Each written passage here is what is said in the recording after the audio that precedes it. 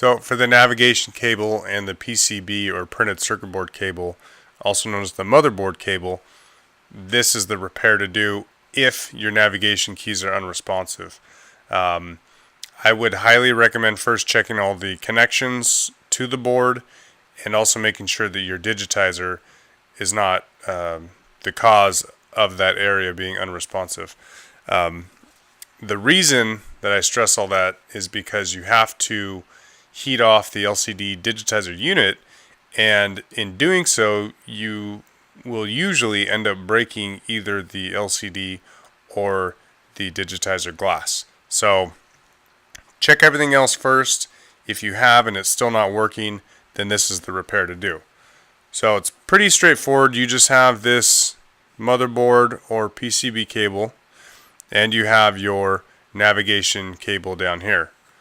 If you flip it around, you notice the cable down there and two of the plugs right there. So the plug down here, you'll want to unplug it. It's just like every other plug. So you unplug it. And then this unit down here, you'll want to start usually down here with the mic, next to the mic, being careful not to damage or gouge any of the stuff. But it may take a little bit of pressure, but you can get underneath of that and then gently lift it up. And then I just keep working down the same way until I lift that up and get that back. And then you'll want to do kind of the same thing on this side. And what I'll usually do is get the flathead and kind of start at the top, since there's already a separation, and just kind of work under that cable until I lift it up, making sure that you do get under the cable. But once you get under it, you can kind of work it up and down, pull it back a little bit, and then to remove it, I'll just end up grabbing this part, kind of wiggle it, you get it through, and then you just turn it, and as you turn it, slide it out. So there's your old cable. And then to remove the motherboard cable, I'll push that plug through, and I'll push this plug.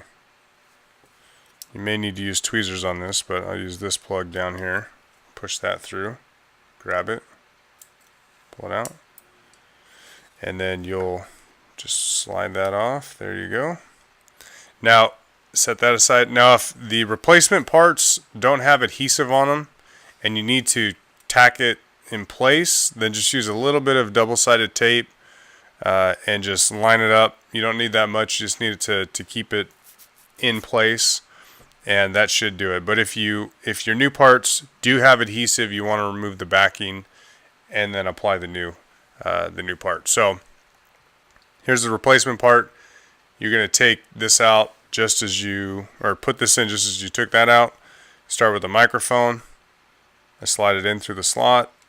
You go down, get it in place, and just line these three holes up with the guides on the actual frame itself. So before you press everything down, you want to make sure you've lined that all up, and you'll feel it kind of go in place. There you go. And then same thing with this one. You have two lines on here, two white lines, one at the bottom, one at the top, and there's a set of arrows right here on the bottom, and then you have the top of the phone. That's where those two white lines line up. So you start with one side, one on the other side. Whoop! And if it pops out, just put it right back in. And it's probably easier to line the bottom guide up. Once you get that in line with those two arrows, you can just kind of slide your finger along and up, and it should adhere to that. And if you need to move it over a little bit, you can, but it should go. And make sure you press all this down into place. And again, if you need, like I said, adhesive, you can apply a little bit on the back.